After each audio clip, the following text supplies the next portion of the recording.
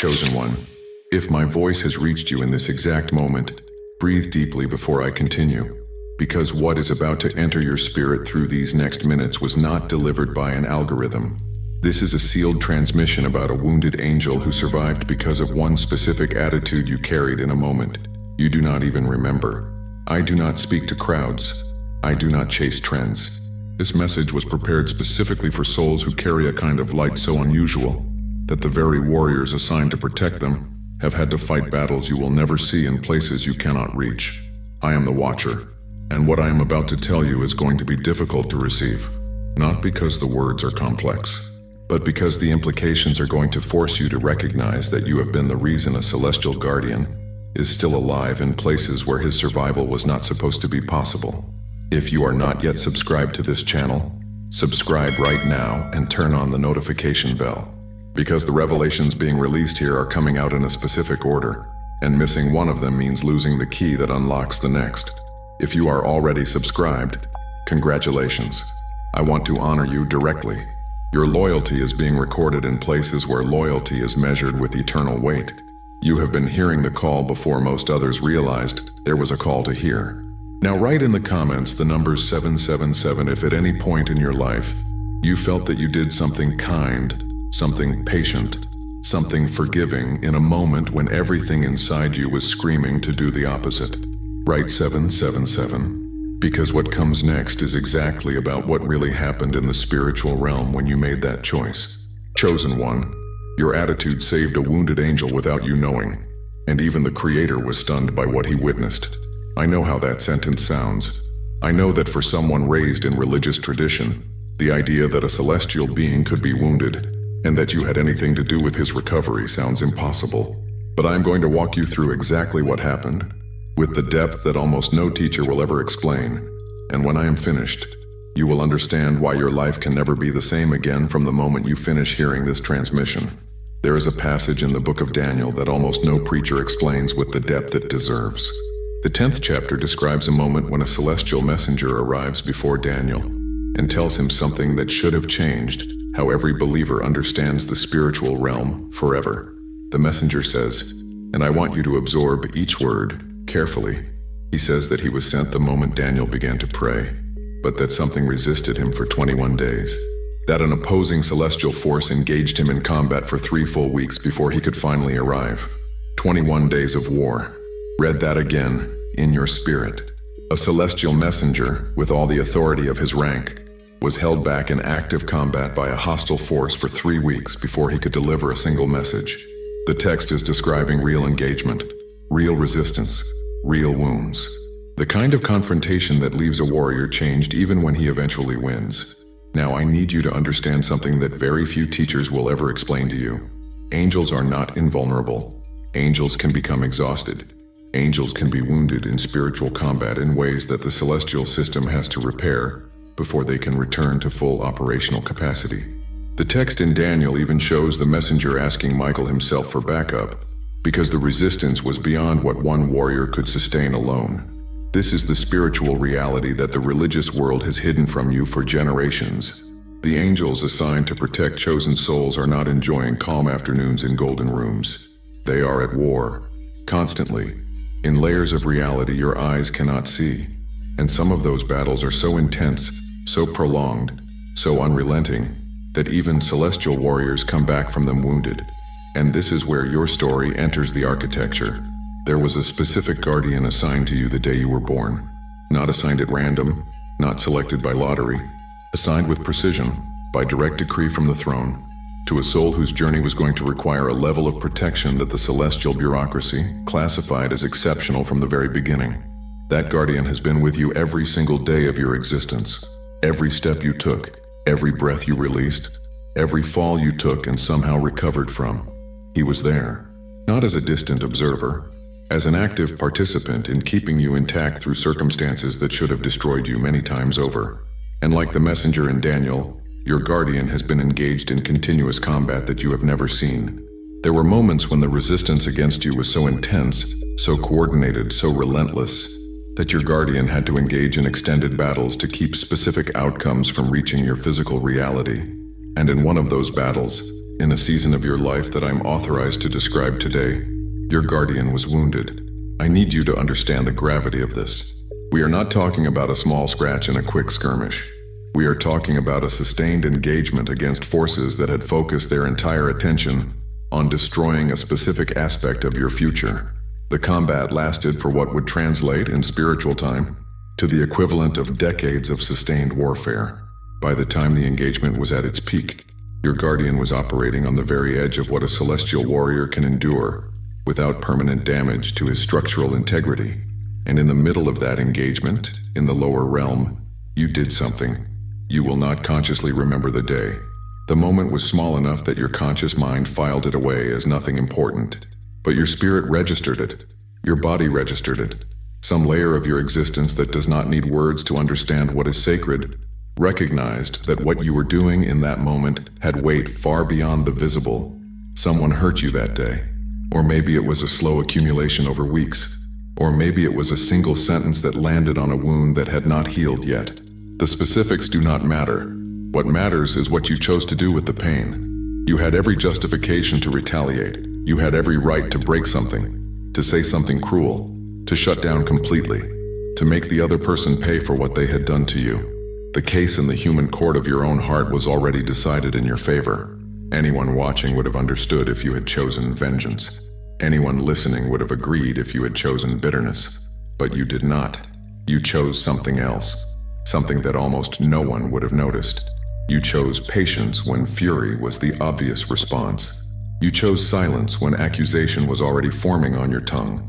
You chose forgiveness, not because the other person deserved it, but because somewhere inside you there was a part of who you are that refused to be reshaped by the cruelty that had been directed at you. You chose to remain who you actually are, when becoming the worst version of yourself would have been the easier path. That choice, that single, internal, almost invisible choice, did something in the spiritual realm that the ones watching had never witnessed before in this exact configuration. Your attitude rose into the layer of reality where every decision of a covered soul is registered, and the energy that came off that decision was so unusual, so unexpected, so clean, that it traveled in a direction that no one in the celestial bureaucracy had anticipated. It went directly to the location of the battle that your guardian was fighting on your behalf. There is a Hebrew word that describes what happened in that moment. The word is coach.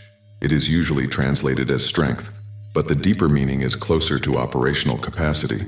Coach is what allows a warrior to continue fighting when his body has already exceeded its limits. It is the reserve that gets activated when normal resources have been spent. It is the fuel that the system pulls from when survival itself depends on functioning beyond what should be possible.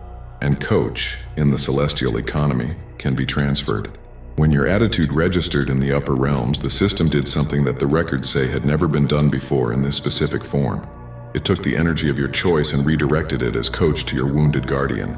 The warrior who was on the edge of structural collapse received a sudden infusion of operational capacity that came from a source the system had never used in this way. Your forgiveness became his strength. Your patience became his recovery. Your refusal to become cruel became the very fuel that allowed him to remain standing in a battle he was about to lose. For those who wish to go deeper into the mechanics of how attitudes from chosen souls operate as transferable energy in the spiritual realm, there is exclusive material in the description and the pinned comment that explains the entire architecture. But before you go there, stay with me, because what comes next is the part that almost no one will ever tell you. The Creator himself, who has watched billions of human responses across the centuries of creation, registered what had just happened and stopped.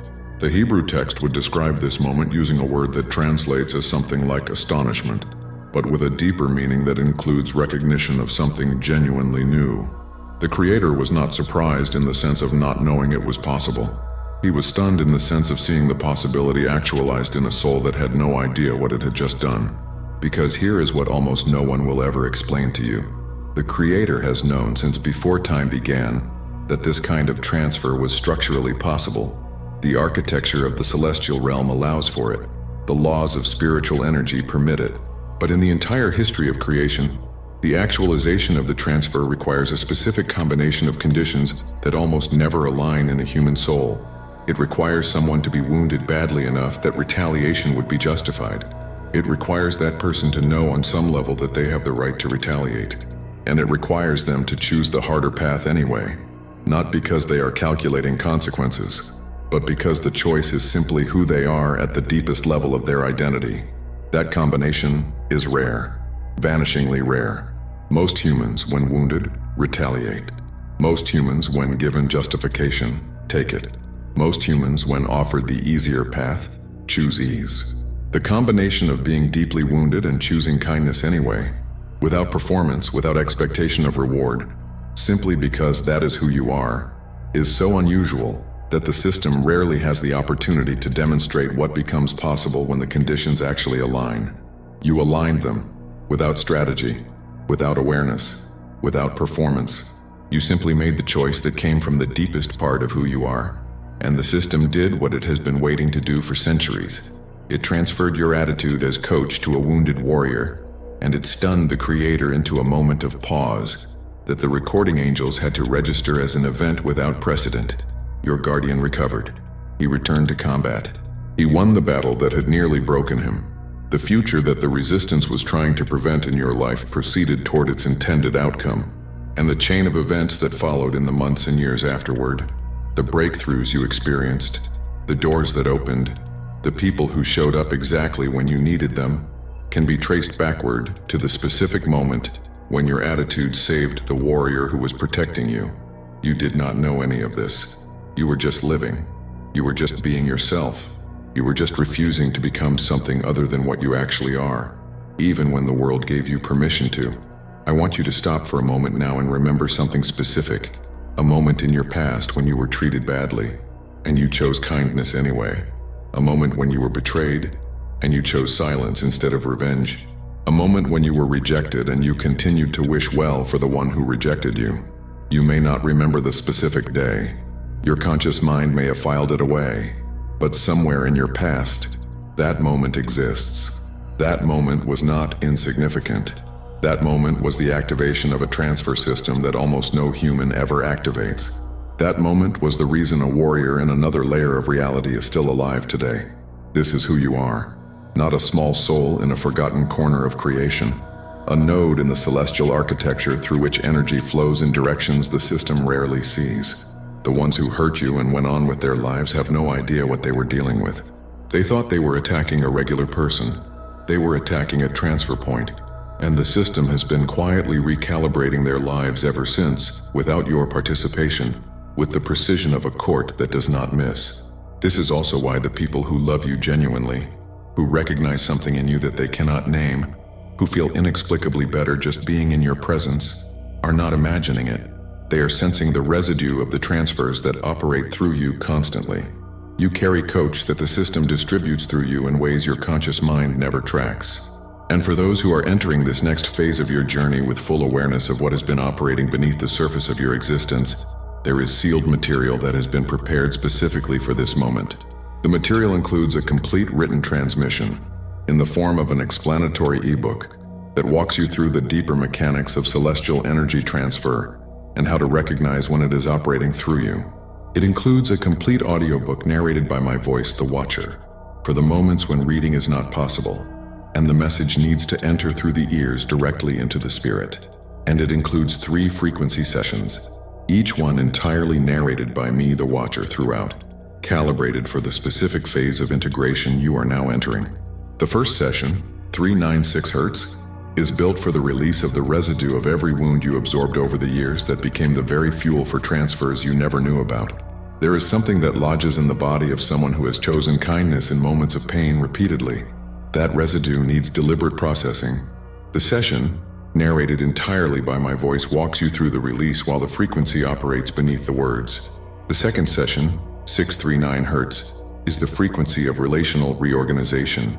Because once the awareness of the transfers becomes conscious, the relationships in your life begin to recalibrate. Some people will draw closer, recognizing what you carry. Others will fall away, no longer compatible with what is operating through you.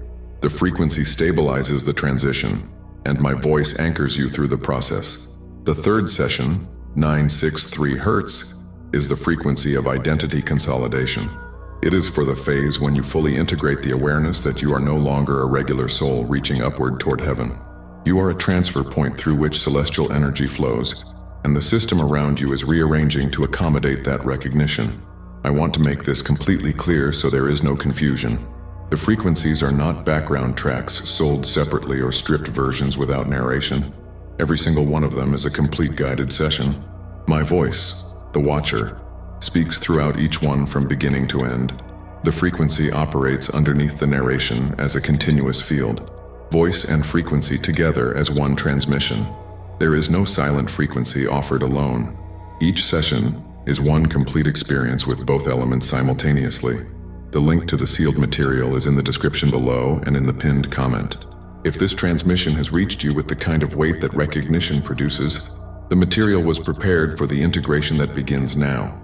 There is a warrior in another layer of reality who is alive today because of a choice you made on a day you do not remember. In a moment when you thought you were just being yourself. He has not forgotten. The system has not forgotten. The creator who paused in stunned recognition that day has not forgotten. And the energy that was transferred from your attitude to his survival has been operating in reverse ever since, returning to you in forms you have never connected to that original moment. The breakthroughs, the unexpected protections, the quiet resolutions of impossible situations, all of it traces back in ways your conscious mind cannot fully map, to the moment when you chose kindness in a circumstance that did not require it. You are not who you have been told you are. You are something the system rarely sees, operating in a configuration the bureaucracy is still learning to track, carrying capacities that the religious world has hidden from you. Because if you truly understood what you are, the resistance against you would have already lost the war it has been pretending to fight. Click on the video appearing on your screen right now. There is a specific transmission that heaven prepared as the next step for those who received this one. Together we are stronger.